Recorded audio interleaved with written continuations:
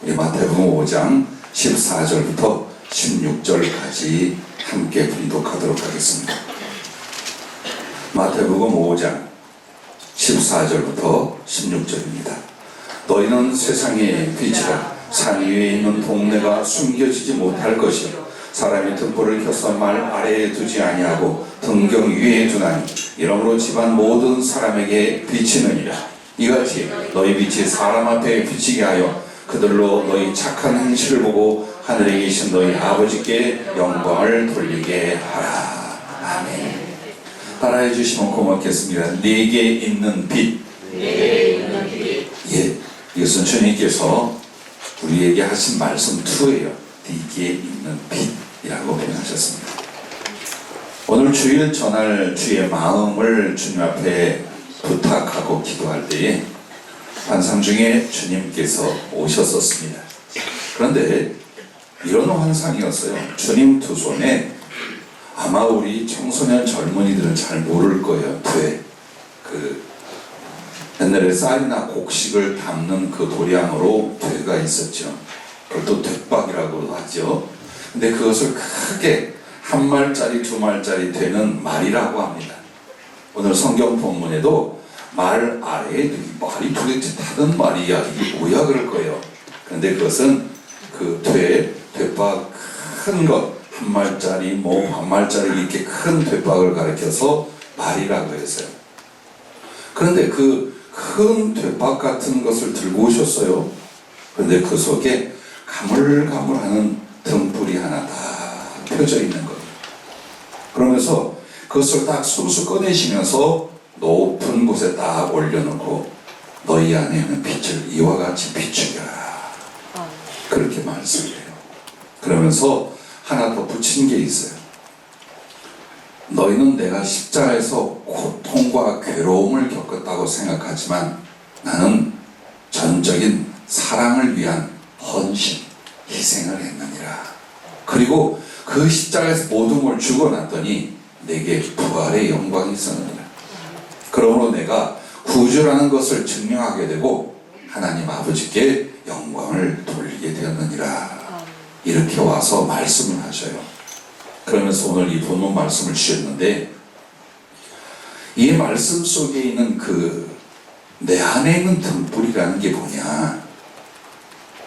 내 안에 있는 등불이라는 게 뭐냐? 그것은 첫째, 내 안에 있는 빛은 진리의 사랑의 빛이다 라고 하셨습니다. 우리는 죄로 인하여 어두움 자체요, 어둠의 인생을 살았습니다. 그러나 사랑하는 예수께서 우리를 찾아주셨을 때에 당신은 하나님이요 진리로서, 그리고 그 하나님의 모든 사랑으로서 우리에게 은혜로 임하신 줄로 믿습니다. 그러므로 여러분과 나는 내 안에 누구를 모시고 있어요? 하나님을 모시고 있으며 하나님의 모든 부요를 여러분은 받고 누리고 있는 줄로 확신하시기를 바랍니다. 그러면 이 진리의 사랑의 빛이란 예수님으로 말미암아 우리에게 주신 하나님의 사랑인데, 그 사랑은 우리에게 어떻게 나타났습니까? 먼저는 죄 사함으로, 또는 하나님의 생명으로, 말씀으로, 성령으로, 그리고 모든 하나님의 은혜로 임하는 것입니다. 그러므로 우리가 깨닫고 아는 하나님이 내게 주신 것이라는 것 아주 작아요. 그러나 여러분과 내가 아는 것처럼요, 요한복음 3장 27절에 보면 뭐라고 말씀을 하느냐? 하늘이 우리에게 주시지 아니하면 하나라도 받을 것이 없다. 그렇게 말해요. 내 눈으로 보고 내가 소유하고 경험하고 하는 모든 것도 사실은 우연이나 노력이 아니라는 거예요. 하나님이 주시지 않으면 사람은 단 하나라도 받을 것이 없었다라는 것입니다. 그런데 보십시오. 여러분에게 있어서 정말 하나님께서 우리에게 당신의 부요와 전체를 주고 다 주신 것에 그 사랑의 실제가 바로 예수 그리스도를 다 주신 십자가입니다. 여기에서 우리에게 하나님이 주신 교훈과 그 거룩한 실천은 바로 사랑을 위하여 남김없이 다 주었다라는 것입니다. 그러므로 모든 살과 모든 피를 남김없이 다 우리 위해 쏟아주셨는데 그 주님의 찢겨 나온 살은 하나님의 생명과 나라 전체가 되어 내게 임하셨음을 믿으시기 바랍니다. 또한 그 피는 하나님의 성령과 하나님의 소유가 되게 하고 우리를 아버지 하나님께 드리게 한 값이 되셨다는 사실을 잊지 마시길 바랍니다. 그래서 여러분이 주님 앞에 가면 천사들과 함께 찬양을 부를 때에 이런 가사로 찬양을 하십니다. 일찍이 죽임을 당하사 각 족속과 방언과 백성과 나라 가운데서 사람들을 피로 사서 하나님께 드리신 주님. 그렇습니다. 그래서 결국 주님의 그 살을 다 찢어내고 한 방울의 남겨온 피를 다 쏟아주신 것은 당신의 소유한 모든 영광과 부요를 한 인간을 위하여, 한 사람을 위하여 다 주시고 또 계속 주고 계신 것을 말씀하고 있습니다. 그래서 한마디로 예수님은 십자가에서 자신의 능력과 부와 지혜와 힘과 존귀와 영광과 찬송을 우리에게 다 내어주신 것을 믿으시기 바랍니다. 여러분은 보통 사람이 아닙니다. 내가 나를 몰라요. 여러분이 여러분의 영혼을 믿지만 여러분의 영혼이 어떻게 생겼는지 무슨 기능인지 몰라요. 그래서 내 영혼은 아마도 나의 생각과 기억과 마음과 인격 등이다라고 하지만 그것은 겉으로 드러나 인식할 수 있는 작은 부분이에요. 그 영혼의 깊고 비밀스러운 곳에는 하나님과의 만남과 생명 그리고 하나님 안에서 은혜의 충만과 미래가 있어요. 근데 우리는 육신을 위하여 육신이 지각할 수 있는 영혼의 그것밖에 몰라요. 이와 같이 하나님이 예수 그리스도의 모든 걸 내어주시면서 어떻게 우리에게 당신의 모든 부요를 주셨는가를 모르고 있어요. 실제로 여러분과 나는 잘 모르는 거예요. 다만 말씀 속에 내가 너희에게 이와 같은 걸 주었고 이와 같은 걸 주리라 하신 말씀을 믿는 것이지 실상은 여러분에게 하나님의 모든 것이 다 주어져 있음을 믿으시기 바랍니다. 아멘. 그래서 여러분 하나님께 예수 안에서 받은 은혜는 자신이 깨닫는 것은요 정말 천만분의 1도 안 됩니다. 과거에 주셨던 은혜, 현재와 장래에 주시는 은총은 고린도전서 2장 9절에 하나님이 사랑하는 자에게 주신 은혜는 눈으로도 보지 못하고 귀로도 듣지 못하고 마음으로도 생각하지 못하였다 함과 같으니라 이렇게 말씀하고 있어요. 그러므로 여러분에게 믿음이 필요하고 소망이 필요한 이유는 다 알지 못해요. 그러나 하나님께서 이미 주신 은총의 부요하심과 장래 주실 그 거룩한 영생과 영광이라는 것은 어떻다고요? 마음으로도 상상할 수 없을 만큼이에요. 즉 이 말씀은 오늘 주님이 무엇을 말하고 싶으냐? 나 남김없이 너 하나에게 다 주었어요. 사랑은 이렇게 하는 거야. 다 주었어. 아무것도 주님 자신의 소유와 주님 자신의 것으로 남긴 것이 없어요. 주일 저녁마다 하나님 나라가 공개되고 있는데 결국 하나님 나라를 보여주시고 말씀하고 깨닫게 하는 게 뭐냐? 하나님은 자기의 것을 자기의 것이라 주장하지 않으세요. 이 땅에서도 은혜를 베풀어 주시지만 하늘에 가면 하나님 당신과 하나님 나라 전체가 누구의 것이 되느냐? 여러분의 것이요 그 자녀들에게 다 상속하고 공개하고 소유하고 누리게 하셔요. 그러므로 이 땅에 사는 동안 여러분의 진정한 은혜는 하나님이 내게 주신 사랑과 은총을 깨닫는 데에 있다 할 줄로 믿습니다. 그러면 두 번째는 이 진리의 사랑의 등불을 말 아래에 두지 말고 등경 위에 두어 비추게 하라. 바로 마태복음 5장 15절 말씀. 이게 무슨 말이냐 이 말입니다. 그것은요 첫째 하나님께 받은 바 구원과 사랑을 내 안에만 두고 있다면 말 아래나 혹은 뒷박 속에 들어있는 등불처럼 자신과 자기 앞길조차 밝혀줄 수 없고 또한 많은 사람들에게 그 빛을 전하고 나눠줄 수가 없다라는 것입니다. 자, 이 말씀은요, 예수님을 믿고 하나님의 모든 은혜를 주셨어요. 그런데 그 주신 은혜와 진리와 생명을 내 안에, 즉 대박 속에 넣어놓고 말 속에 넣어놓았다는 건 나만 그렇구나라고 생각하고 그것을 누리는 거예요. 그리고 이 진리의 사랑을 사람들에게 나누고 전하지 않는 모습이 등불을 켜서 어떻게 그릇 속에 대박 속에 넣어놓습니까? 그러면 그 되 혹은 말 주변과 겉도 어둡고 집안 전체도 어두워요. 이게 무슨 뜻이냐면 네가 왜 괴로우냐 이 말이에요. 네가 왜 힘이 드냐 이 말이에요. 너희가 어찌하여 쩔쩔매며 번뇌하고 사느냐 이 말이에요. 그것은 하나님의 은혜와 진리와 생명 모든 걸 다 주셔서도 그것을 꺼내어서 하나님의 사랑에 의하여 남들에게 전하고 그 사랑을 나누지 않기 때문에 실제로는 내가 받았음에도 나조차도 어두워서 그 사랑을, 그 은혜의 진리를 잘 모른다는 말이에요. 잘 보십시오. 하나님이 안 해주신 것이 없어요. 예비하지 않은 것도 없어요. 근데 오늘 힘들어. 갈등과 염려와 고통 속에 살아요. 마치 내 인생이 어둠 속에서 혼돈과 공허같이. 왜냐? 빛이 비추지 않기 때문에 그래요.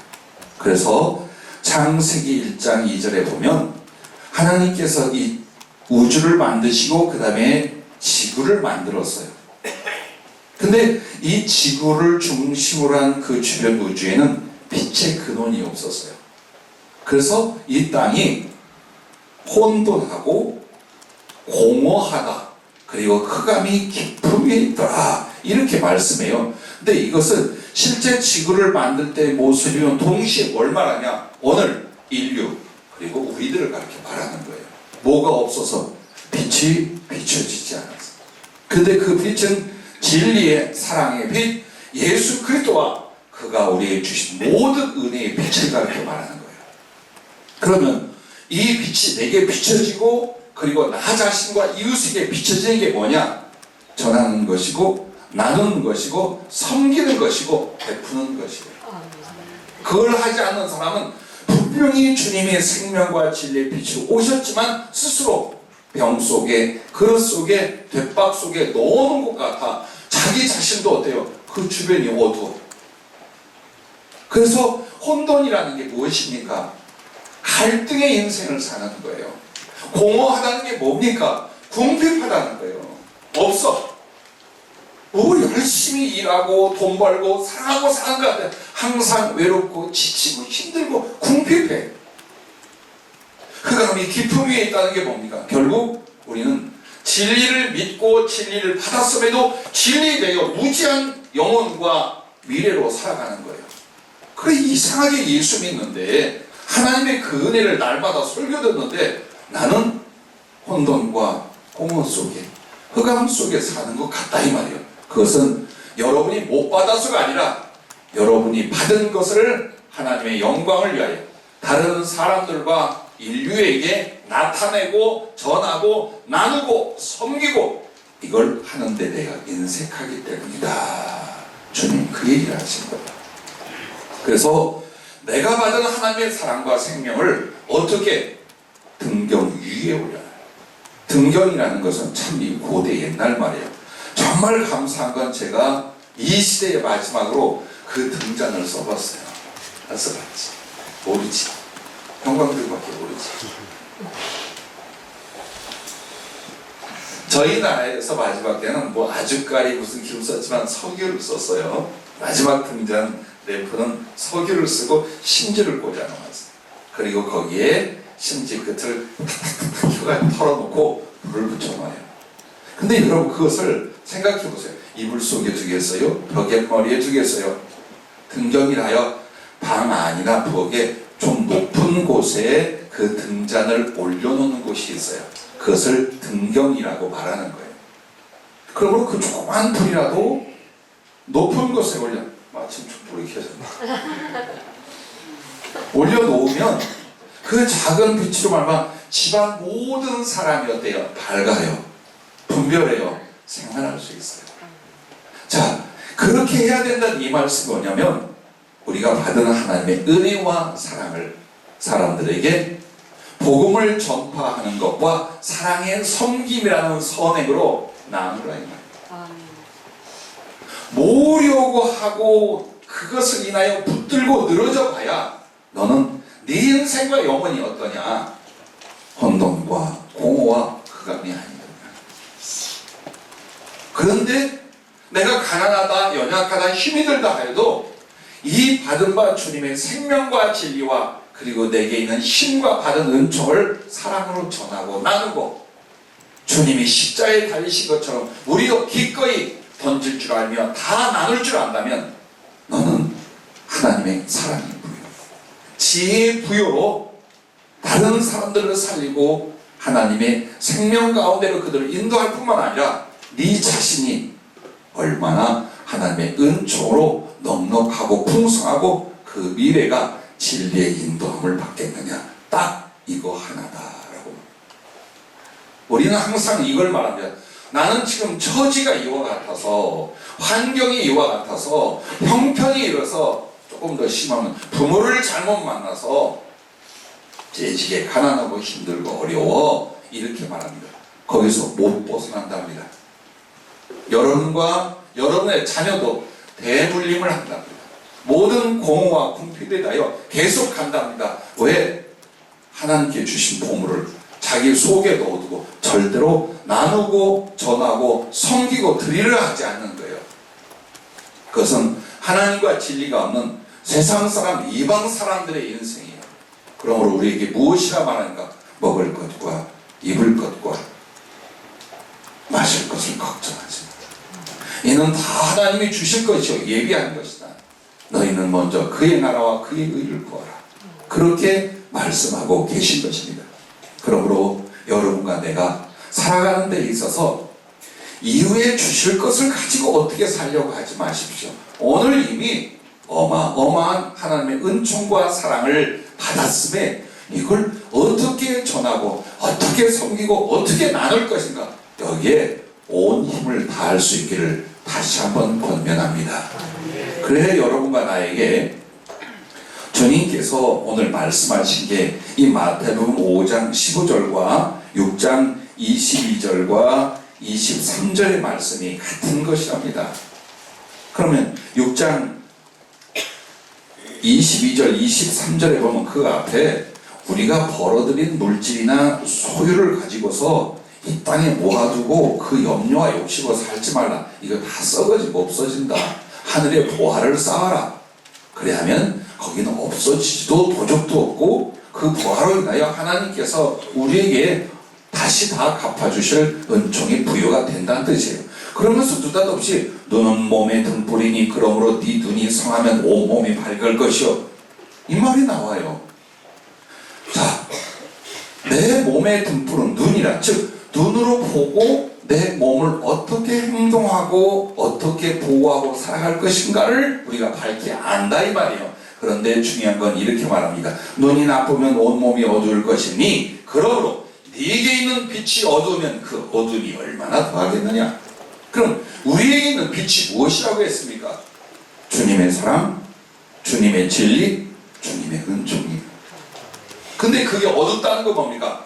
나타내고 드러내고 전하고 자랑하고 나누고 섬기지 않는 거예요. 그러고 사는 거예요. 그러므로 우리가 창세기 1장 2절에 말한 것 계속해서 어둠 속에 있고 혼돈 속에 있고 궁핍의 공허 속에서 헤매는 누가? 하나님의 자녀가. 예수의 피로 값주고 사신 하나님의 모든 부유를 받은 사람들이 가장 가난하고 가장 힘들고 가장 외롭게 살고 있는 이유는 그것을 네 안에만 두었기 때문입니다. 주님이 오늘 이 말씀을 우리에게 하시려고 대법을 들고 오신 주님이셨어요. 그러면 보십시오.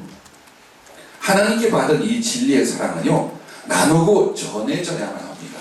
왜? 사랑은요, 그리고 진리와 생명이란 건 멈추지가 않아요. 사랑이란 흘러가야 돼요. 그래서 그 이치가 뭐냐? 하늘의 구름을 보십시오. 그 구름은 비를 품고 있어요. 비를 품고서 그 비를 내려 이 지상의 모든 생명이 살게 만들어요.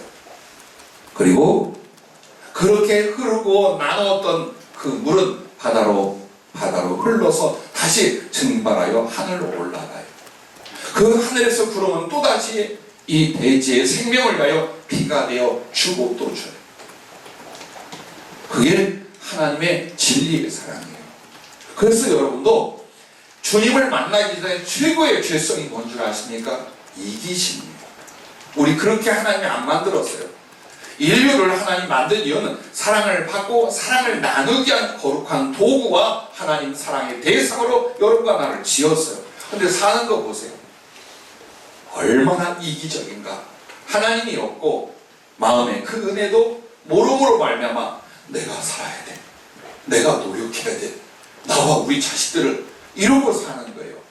근데 그것이 행복을 주거나 혹은 하나님의 지혜가 임하거나 넘치는 그 사랑을 누리는 것이 결코 아니었더라.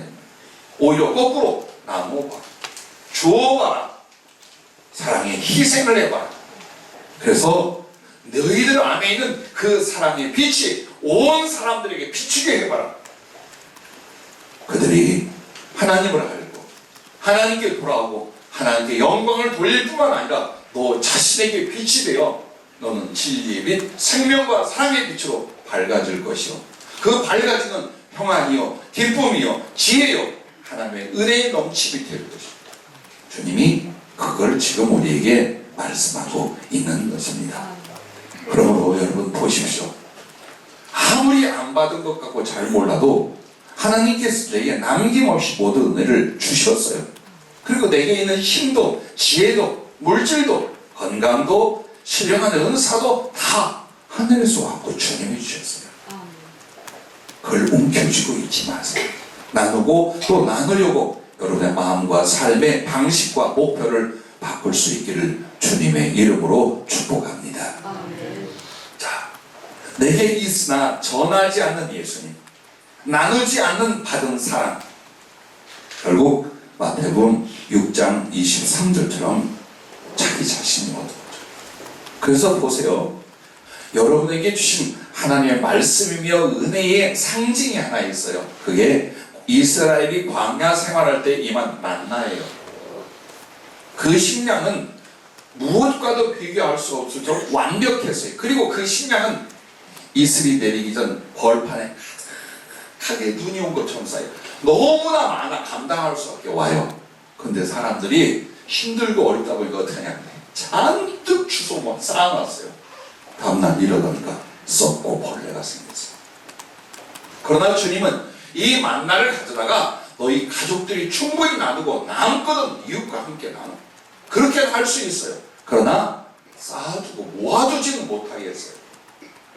썩어지고 없어져. 그게 무엇인 줄 압니까? 하나님이 주신 거예요.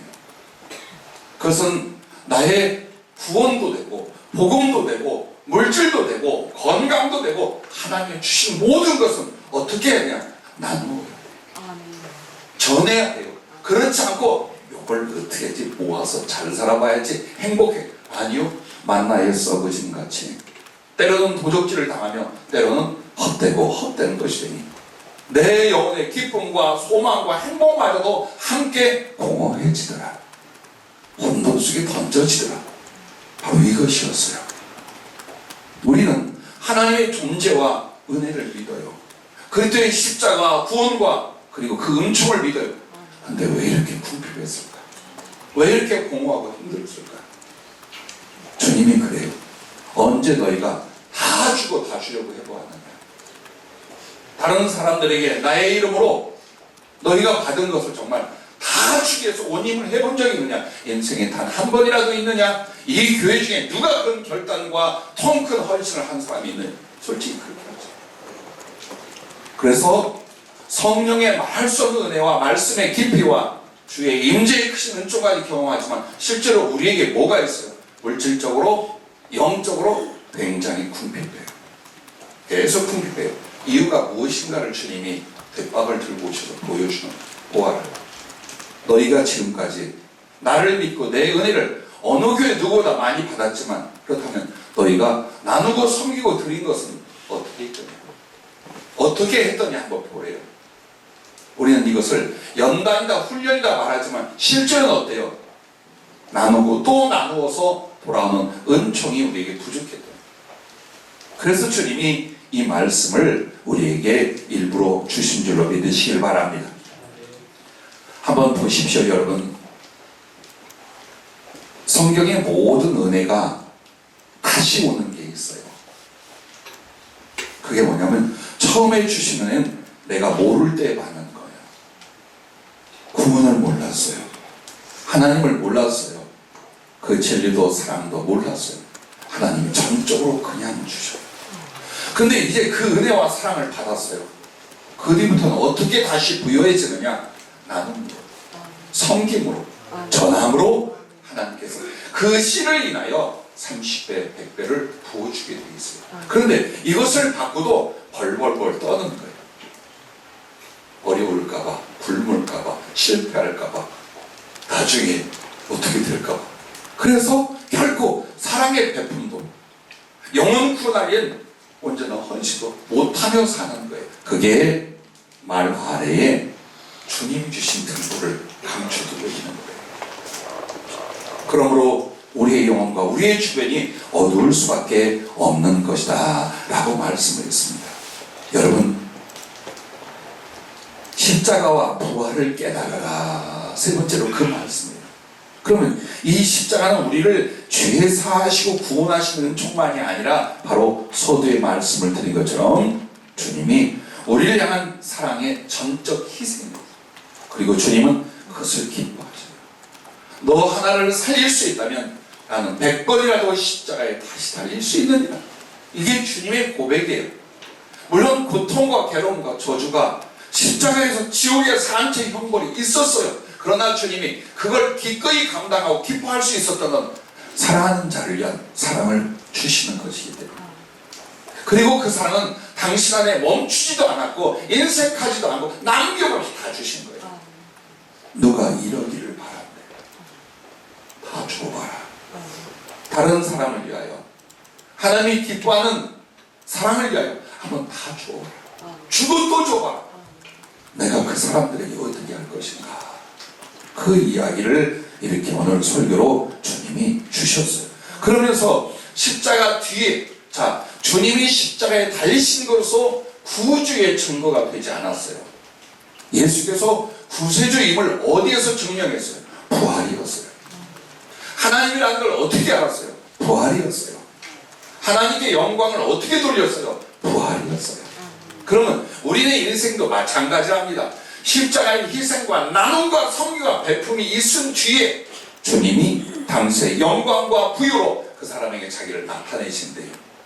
그래서 우리에게 부활의 영광, 부활의 빛의 나눔과 같이 우리의 삶에 신령한 것과 그리고 세상에서 사람을 위한 것들에 대하여 하나님이 넘치게 부어주신대. 이게 뭐냐? 그 사람에게 주님이 함께하고 자기를 나타내는 것이다 라고 표현하는 거죠. 성경에 보면 사업보다 구제를 더 힘썼던 다비다라 하는 여사장이 나옵니다. 사도행전에. 근데 그가 병들어 죽었어요. 이 사람은 의류 섬유 쪽에서 사업을 했는데 실제로 그걸로 해서 사업을 늘려가고 번창시키는 것보다 그걸로 그 당시 옷감이 얼마나 귀합니까? 2000년 전입니다.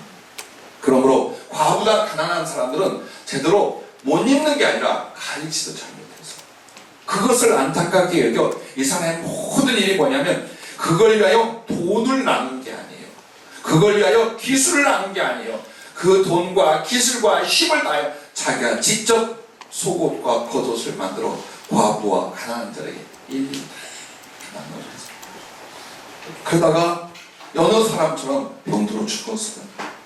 하지만 이 죽은 다비다라 하는 여자가 주변의 사람들이 애통하며 간구하는데 베드로가 그 이야기를 듣고 베드로의 기도를 통하여 주님이 그 사람을 다시 사랑하게 만들었습니다. 왜? 더 사랑해. 더 많이 베풀고 사랑해라. 그 네 사랑의 빛이 얼마나 많은 사람들에게 하나님의 생명과 진리와 사랑을 나타나는 빛이지 하나님이 그를 살리셨어요. 또한 여러분 이런 사람이 나옵니다. 자기 힘보다 더 크게 베풀고 구제를 한 사람이 있어요. 고넬료입니다. 이 사람은 이탈리아에서 온 군인이었어요. 물론 그가 장교이니까 월급을 많이 받았겠죠. 근데 그 사람은 하나님을 경외하게 됐어요. 이 유대 땅에 와서. 그러므로 착복했겠어요. 뇌물을 받았겠어요. 못된 짓을 해서 돈을 준비했겠어요. 그저 받는 급료로 줬겠어요. 근데 이 사람은요, 그걸 어떻게 했느냐? 아무 상관이 없는 그 유대 땅에 가난한 자, 힘든 자들에게 다 베풀고 다녔어요. 어느 날 주님이 천사를 보냈어요. 고넬료야, 네 기도와 구제가 하나님께 상달되었으니 할렐루야. 우리 교회 간증이 될 수 있길 바라고 여러분의 일생에 주님의 칭찬이 될 수 있길 바랍니다. 그래서 주님이 그가 가장 사모하는 진리와 성령을 부어주시고 그리고 나아가 평생에 하나님의 사랑을 전하고 진리를 전하는 로마의 일꾼이 되었었어요. 다 모든 것을 다 들여 섬긴 삭개오가 있어요.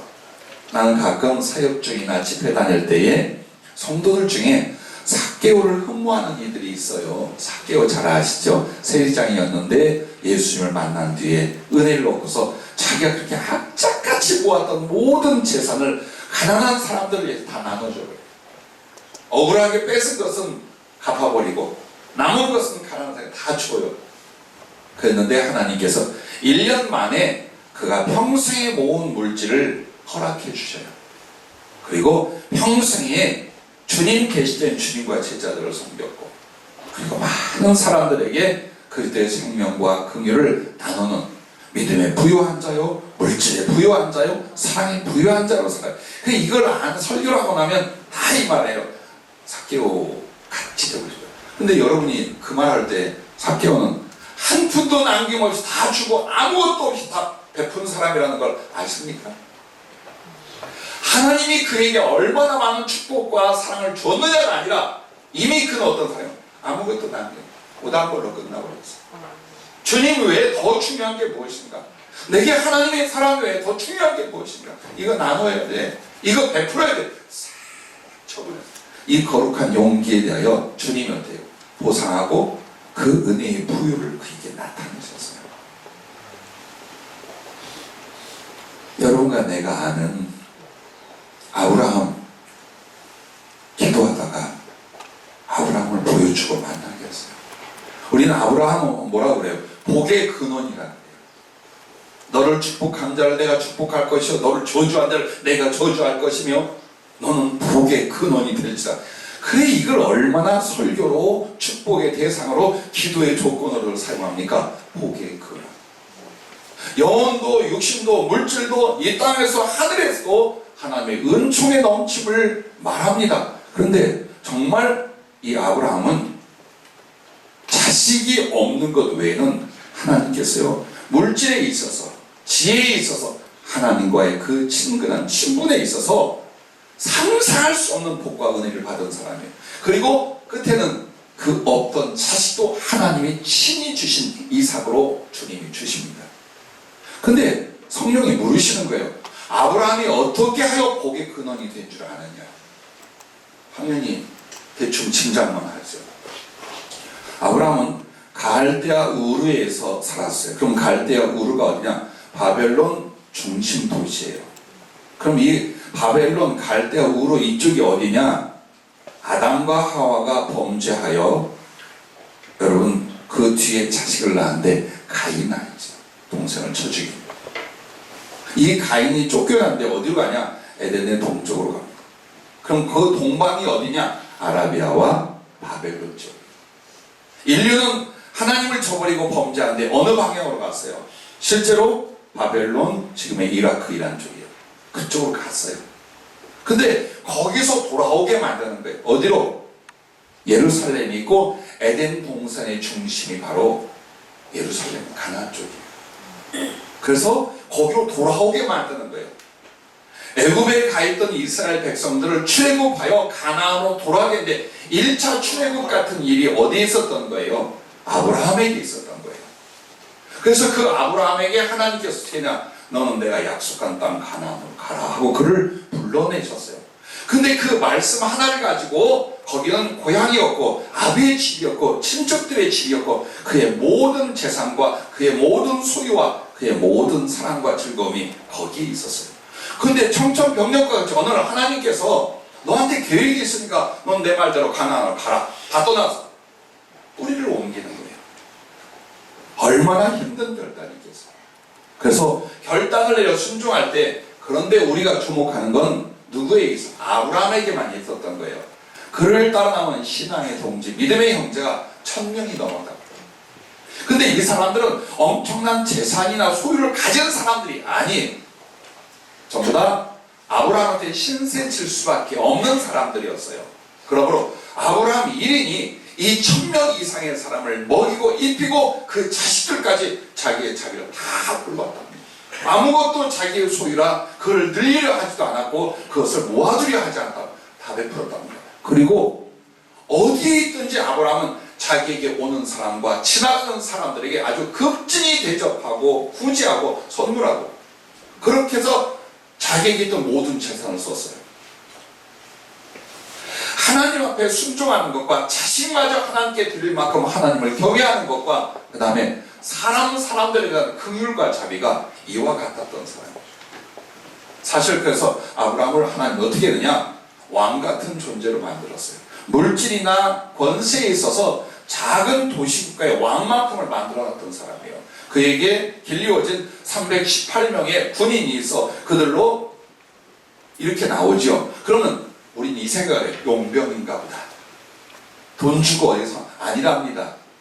함께 나온 믿음의 동지들이 아브라함의 사랑과 은혜를 입으면서 아브라함을 위한 군인들이 된 거예요. 지키기로 함께 된 거예요. 그래서 그 사람들부터 모든 따라 나온 사람들을 다 돌보고 먹이고 해준 것이냐? 아브라함 자기의 소유를 가지고 있답니다. 그 모습을 누가 보신 거예요? 하나님이 보신 거예요. 하나님이 보신 거예요. 왜 그에게 넘치는 물질과 하나님이 친히 나타나 교제하는 그 사랑의 친분과 그리고 장래에 하나님이 쓰시는 복의 근원으로 이 사람을 왜 세웠는가를 보십시오. 우리는 하나님이 복의 근원으로 삼아서 정말 그렇게 복을 받았더라 이걸 생각해요. 그가 그러지 않을 때 하나님께 받은 이 진리와 사랑을 어떻게 등경 위에 올려놓아 많은 사람에게 보고 많은 사람에 비추게 있는가를 생각 안 하는 거예요. 우리들에게 이것이 계속해서 사이클이 되고 있대요. 삶에 대하여 염려한답니다. 그럼 염려는 뭘 가져오냐? 욕심을 가져온답니다. 정당한 욕심을 가져온대요. 욕심인 줄로 인정 안 한답니다. 왜? 어려우니까. 걱정되니까. 그게 뭔가 이 말이에요. 욕심을 가져온대요. 근데 이 욕심은 우리를 뭘로 만드냐? 인색한 존재로 만든대요. 그리고 인색하면서 그 다음에 뭐가 오냐? 변명을 한답니다. 내가 이렇기 때문에 지금은 이와 같아서 너무 어려워서 이렇게 변명을 하게 만든대요. 하면서 계속 이게 인생의 사이클이 되고 있답니다. 그래서 영적으로나 물질적으로나 소위 하나님 말한 복에 대해 어떤 사람이냐? 궁핍한자, 혼돈과 공허의 삶을 계속 살고 있고 그러므로 성령은 그러세요. 정말 주고 나누고 베풀고 하나님의 사랑과 하나님의 영광을 위하여 누가 그렇게 전적으로 그렇게 할 사람이 있느냐? 통 큰 그들이 있더냐? 한번 보아라. 내가 언제 이 교회에 대해서 은혜를, 성령을, 진리를 내가 아끼다. 근데 왜 영적으로나 물질적으로나 풍성하지 못하느냐? 딱 그거 하네. 언제나 이 사이클 속에 살고 있다. 언제나. 그리고 뭐 하는 거예요? 늘 두려워하고 힘들어하는 거. 그 하나님의 부요를 알면서도 하나님 넘치는 사랑을 알면서 우리는 언제나 쫄아져 있는 인생의 모습. 그게 뭡니까? 베풀거나 나누는 데 대하여 목적을 갖는 게 아니라 삶을 지켜가는 데 목적을 두게 돼요. 어떻게 살아볼까? 조금 더 낫게 살아볼까? 여기에 목표를 두기 때문이라 주님이 그 말씀을 하셔요. 부디 걱정하지 말랍니다. 염려하지 말랍니다. 하나님이 그리스도 예수까지 내어주셨는데 하나님과 그 나라까지 다 주셨는데 이미 여러분의 모든 생명이 맺히며 사랑을 여러분 안에 주셨는데 여러분을 무너지고 비천하고 끝나게 만드시겠느냐. 다만 주님 보시고자 하는 건 지금 내가 받은 진리의 이 은혜를 하나님의 사랑의 이 은총을 남들에게 전하고 베풀랍니다. 그런데 어떻게? 통 크게 배짱 있게 전적으로 한번 해보랍니다. 그리고 나서 주님이 어떻게 하시는가, 어떻게 여러분을 채우시고 여러분을 들어 쓰시는가를 지켜보랍니다. 12월이 준비입니다. 그리고 내년 2020년에는 여러분과 내가 통 큰 하나님의 금그릇이 다 되기를 주의 이름으로 축복합니다.